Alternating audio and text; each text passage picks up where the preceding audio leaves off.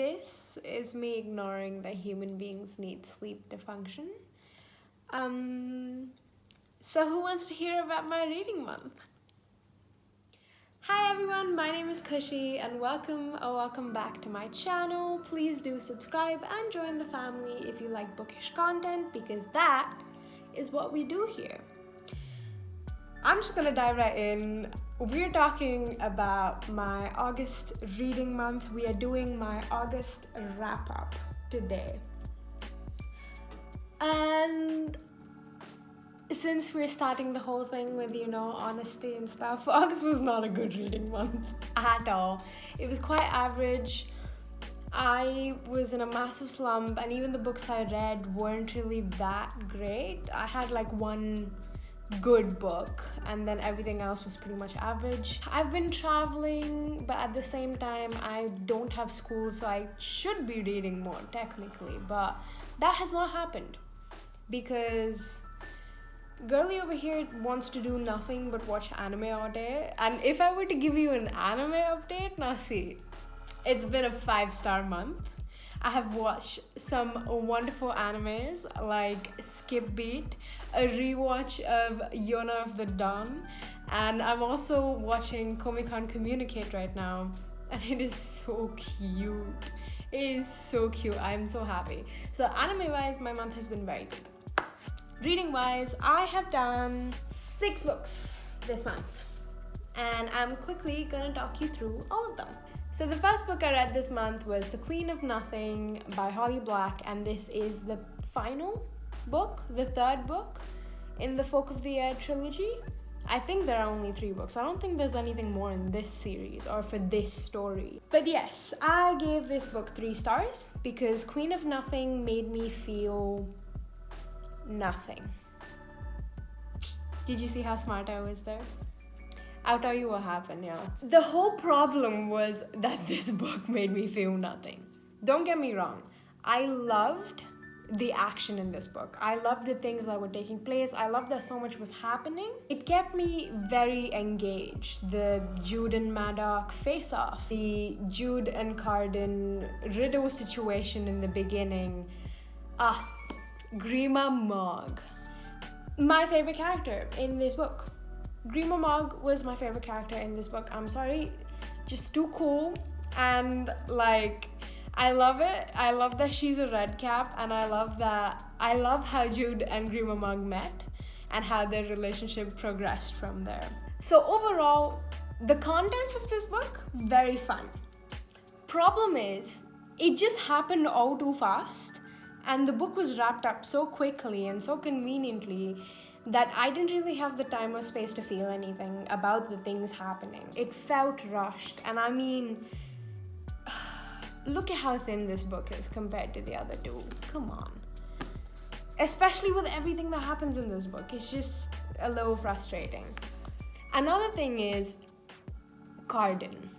He should have been given more in terms of character development, because sure, enemies to lovers, they've had this thing going on for 3 books now. I get it. They're finally at the love stage of the relationship. I am happy for them. I just wanted to see it from Carden's side as well. So like the letters that he wrote, or what he was going through when Jude was in exile. Like, show it to us. Don't just tell us it happened. Just let us see it as well. Okay, I'm not sure if this is a real thing. And if anyone knows about this, please do let me know. In fact, comment down below right now if you have any idea about this. But apparently, the Barnes & Noble's exclusive edition has all those letters in the back after the story. And 1, you should just put it in the story. It would give him more character development, I feel. But 2, the Barnes & Noble's exclusive edition is the only one that has those letters. So we don't even get to read them. We being me, the normal person who does not have a fancy edition. What's the point of just having it in 1 edition? I mean, yeah, you get people to buy it more, but at the same time, what is this discrimination? I don't support it. I don't have that edition. I literally just read about this somewhere, and Please do feel free to tell me if it's not the case. I will take back everything I said. But I am interested, I do want to know if this is an actual thing. Also, one final thing before I put this book down. Can someone explain to me why the battle scene in the ending was so short? Like, they hype it up so much. They all get ready and they march. And the battle scene is all of what? 2 pages long? 2.5 pages long? Yeah, I'm just not feeling it.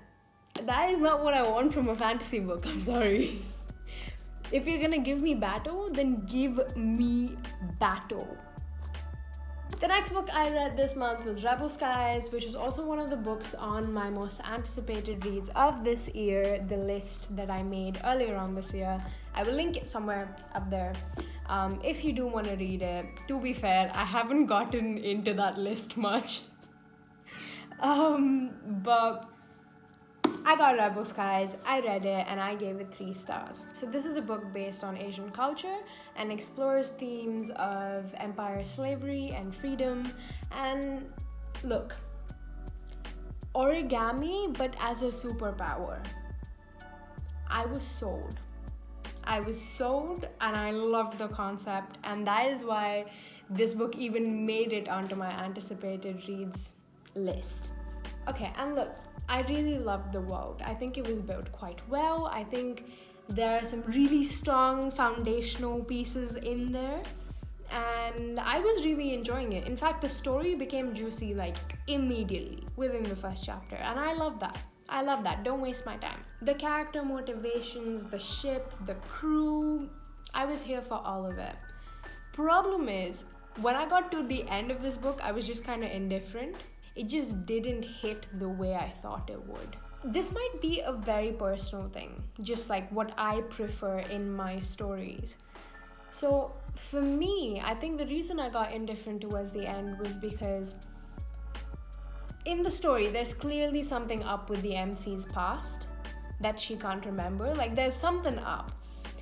And on the other side, there's also something up with the rules of crafter magic. And clearly, these 2 things are somehow connected. And I was hoping that by the end of this book, we would have more about that. I don't want the whole thing. I understand this is not the end of the story.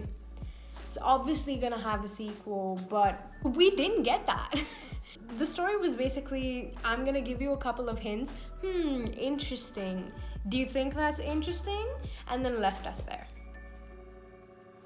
I'm not even joking. I'm not. Like, I personally want a bit more of a reveal so that I feel like I have been rewarded towards the end of the book. And also, it's the thing that hooks me for the next book, You don't have to tell me everything. Just give me something. And I don't feel like I personally got enough of this big secret. And I just sort of lost interest because of that. I don't know if that explanation made sense at all, but I promise you, in my head, it did. Next, we have Twisted Love by Huang, and this book was 2 stars for me, and it was such a disappointment. To all of y'all who love this book, I am sorry. This is honestly just a personal preference thing. But yeah, it just... The thing is, I don't like the male character. I don't think I like him at all. That sort of makes it difficult for me to actually enjoy a romance. I was texting one of my reader friends as I was reading this book, and both of us were just complaining about how a lot of the times we basically got the story in bullet points. Like, we are told certain things happen, but we're not shown them. And like, these are things that are very important, like emotional moments of character development, moments of relationship development, and we're just like skipping over all of that, and they're like, oh, that happened, by the way. And I'm just like, excuse me? Like, for me personally, you cannot do that in a romance. Like, it does not make sense to me. How did the characters Or how did the man go from, no, she's my best friend's younger sister and I'm never gonna do this, to, I am gonna pursue this girl because she means something to me. Like, if you've read a lot of rom-coms, you know that is part of the story. You know that is essential to the story. And I didn't get that in this book. Yeah. So I was a little disappointed there. That being said, everybody and their mother has said that Anna Huang's writing and stories get better as the books go on in the series. So I am gonna pick up the next book because the two characters the next story focuses on, we have been introduced to in this book, and I really do like them a lot. And it's a little bit of like a Princess Diaries situation and like Princess Bodyguard romance, and I like the sound of that. But this one, Twisted Love, you really were twisted. I didn't feel much of the love though. Next, we have City of Thorns by C. N. Crawford. This is the first book in the Demon Queen Trials series. I believe there are only 3 books, and I gave this book 3 stars. It was really fun. It was enjoyable. I personally love stories where characters have to go undercover and pretend to be someone else, or there's like a doppelganger situation and they need to pretend to be like their lookalike. I think that is so much fun, and just like you get to see a character go into character. Call me a dork. I find that fun. I find that very entertaining. And that's basically what this book was about. So to give you a summary of the story, we have the main character called Rowan, and she is hell-bent on getting revenge against the demon who murdered her mother. And on the other side, we have the male romantic interest, Orion, who is hell-bent on getting revenge against the woman who screwed him over in the past and screwed all his people over. And both of these people are all about revenge, and they find each other, and the first interaction is quite interesting, but they manage to convince each other that they can be useful. The story basically starts from there. It's not a very good description, the one that I've given you, but I promise I've tried my best to avoid as many spoilers as I can. This is a fantasy romance story, by the way, if I hadn't told you. And the world is very cool. The undercover pretending to be someone else part was very cool. The sexual tension parts were very cool. I had fun. You know what? It was a decent book. Then we come to the second installment, Lot of Embers, and I gave this book 2.5 stars. And to be honest, I know it's only like 0.5 below the first book, but I was quite disappointed with this one. I go more into depth about why this book just didn't work for me in a 24-hour reading vlog that I'm going to be posting very soon. So keep an eye out for that one. But basically, this is not what I expect out of a second installment in a fantasy series, you know? The villain, meh. The smart, eh. But the thing is, it's meant to be a romance between a succubus and an incubus, so how can you allow it to be just meh? The smut is meant to be one of the selling points of this story, and I'm telling you, you want smut, go and read Katie Robert. This is not it. The ending, just convenient for the author, I guess. And we find out how a really interesting character died in this installment, and I was just so disappointed with what the author chose to do with that character. Like, seriously, you're gonna do that to the most interesting character you have in this book? Come on. So yeah, all of that adds up to a 2.5 stars and a disappointment for more. The final read for this month was the book I enjoyed the most, and it is Dial A for Aunties by Jessie Sutanto. Yo, this book was so good. Okay, so the 24-hour vlog that I mentioned, where I read Lord of Embers, I also read Dial A for Aunties in that vlog, and it's gonna be coming up soon, and you guys will see. You will see how much I enjoyed it.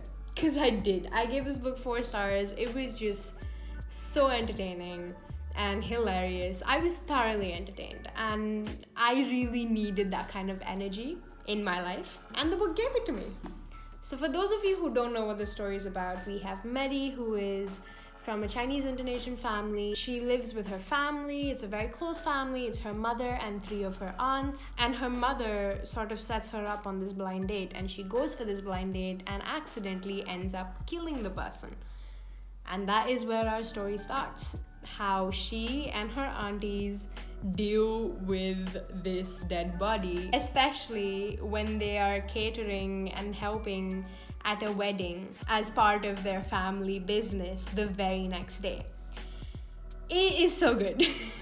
Apart from the laughs, I love the exploration of familial obligation and guilt, especially when it comes to Asian cultures and Asian families. The story also did a very good job of looking into how you can absolutely love your parents and your family to bits and pieces, but at the same time find them extremely overbearing and annoying, and how your family can be one of your biggest support systems but also your biggest burden in life at times. It's just so good. Like, I feel like the book did very well in exploring these 2 things. I also loved how the Chinese Indo culture was brought into the story, and we got so many amazing bits and pieces throughout the story. I'm not gonna lie, yes, there were some plot holes. If I were to nitpick, then yes, there are certain things about the story, there are certain moments in the story where I'm just like, but this book was for the laughs, you know, so I'm just gonna take it the way it was. But with that, I have told you about all the books I have read this month. Tell me what you have been reading. In fact, go down in the comments right below and tell me what was your favorite book for this month, and if you don't have one, then what was the book that disappointed you the most, or what book you absolutely hated. Just tell me what you've been up to, and I will respond to all of my comments like I always do. I love chatting with you guys. Please do like, comment, and subscribe, and join the family, and click that notification bell so you don't miss any of my posts. Your support means the world to me. And with that, I'm gonna say sayonara. I'm gonna say adios. Please stay safe, stay healthy, stay happy, and I will see you very, very soon in my next one. Bye.